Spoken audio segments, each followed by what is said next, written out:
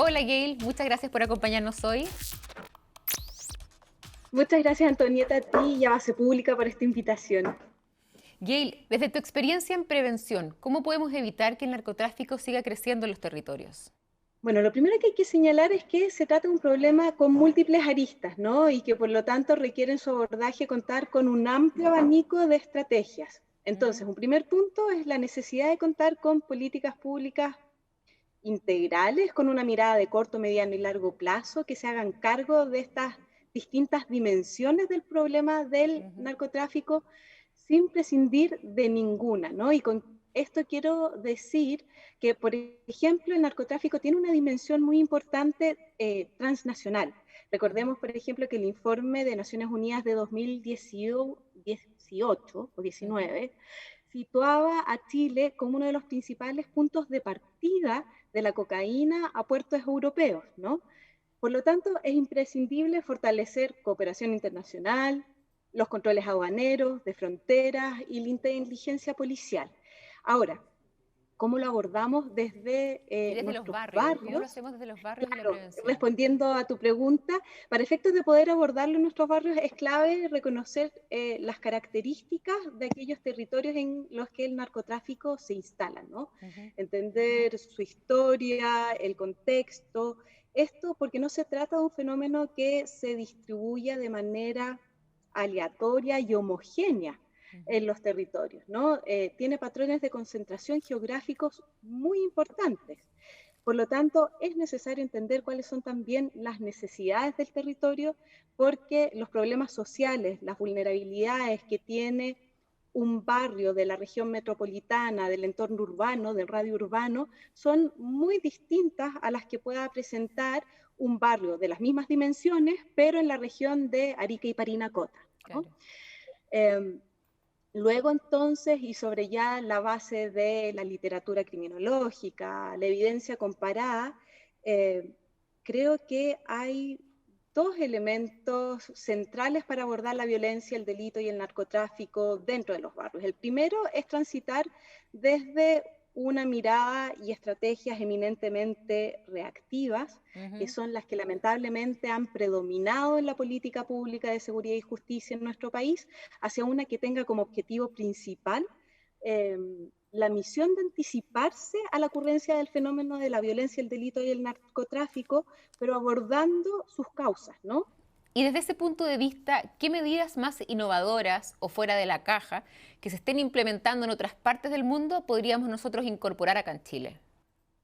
Bueno, para nuestro escenario, desde luego lo más innovador es este viraje de lo reactivo hacia lo preventivo, ¿no? Esa Perfecto. es la primera innovación. Ujú. Eh, donde hay una clara preeminencia de estrategias preventivas, vemos mejores resultados, ¿no? Porque abordan factores de riesgo por una parte, porque logran también abordar factores protectores y dentro de las intervenciones que cuentan con mayor evidencia sobre generar impacto positivo en disminución de victimización, disminución de violencia, ¿no? Están aquellas que ponen el foco y priorizan la inversión en niñas, niños y adolescentes, que es lo que se denomina en la criminología estrategias de prevención temprana, ¿no? ¿Y Ujú. cuál es la relación de esto? Es que, bueno, que hay una serie de investigaciones que muestran que los efectos de entornos adversos durante la infancia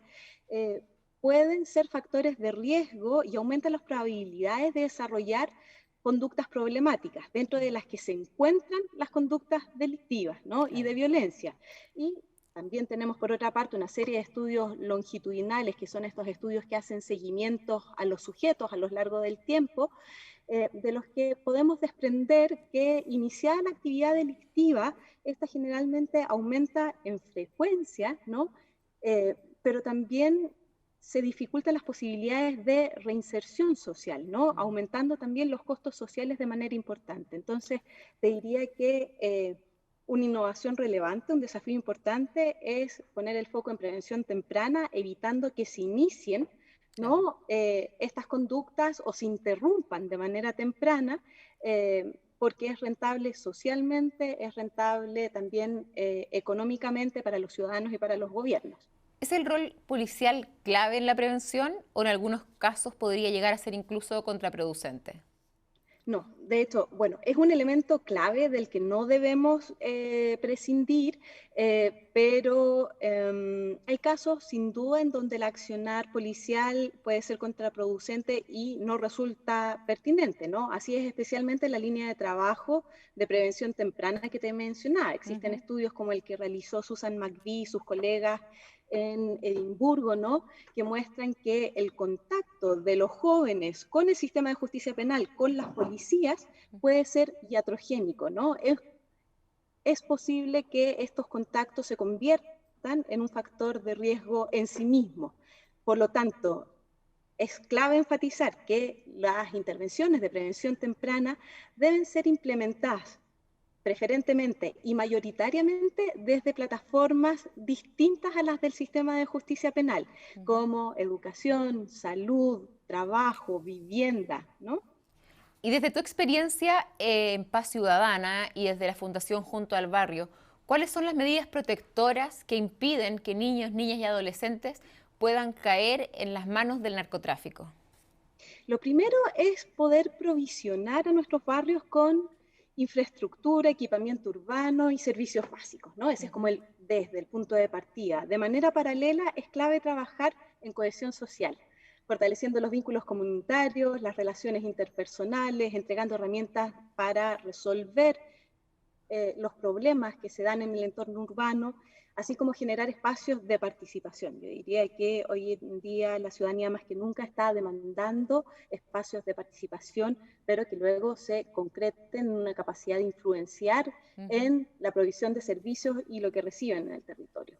Entonces, por un lado, necesitamos entornos seguros, y esto se relaciona con lo que en criminología se denominan estrategias de prevención situacional, que son aquellas Ujú. que intervienen en los espacios y buscan disminuir oportunidades, ¿no?, de que ocurran delitos, y por otro lado tenemos toda una línea de intervención de estrategias de prevención comunitaria, que buscan empoderar a las comunidades, fortalecer el tejido social de los barrios, apoyar la creación de liderazgos positivos con capacidad de movilizar a las vecinas, pero también a las autoridades, a la comunidad entendida como todos los integrantes y todos quienes participan en el barrio y en el territorio, ¿no? Ujú. En torno a metas compartidas. Gail, ¿y cuál es la prevención dependiendo de los distintos públicos que uno quiere atacar? Porque por un lado están los niños, niñas y adolescentes, por otro lado también están las madres, muchas de ellas madres solteras que tienen que hacerse cargo de sus familias y que no encuentran otro sustento económico que no sea el microtráfico.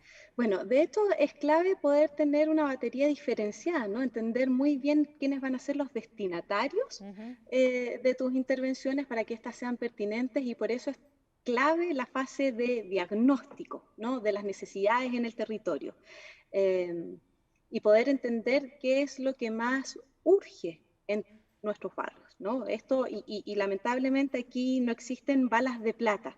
Va Ujú. a depender de las necesidades de cada territorio lo que va a resultar finalmente pertinente para este. Entonces, sí, lo que no debemos perder de vista es la necesidad de generar estrategias integrales, ¿no? Que sean capaces de distinguir también los ejes policiales de los comunitarios, Ujú. intervenciones que sean individuales, ¿no? Para el caso de los jóvenes, cuando vemos jóvenes que requieren oportunidades de buen uso del tiempo libre, intervenciones que estén destinadas a prevenir la deserción escolar, por ejemplo. Eh, es clave que los entornos en los que se desarrollen nuestros niños estén libres de violencia, ¿no? Entonces, que tengamos barrios libres de violencia, que tengamos colegios que sean capaces de gestionar la convivencia escolar, eh, que tengan familias con habilidades parentales que permitan gestionar también correctamente sus necesidades. Todos estos elementos son esenciales. Muchas gracias, Gail. Muchas gracias por compartir tu visión en esta nueva edición de Conversaciones Impostergables. Muchas gracias a ustedes, Anto. Que tengan una buena tarde.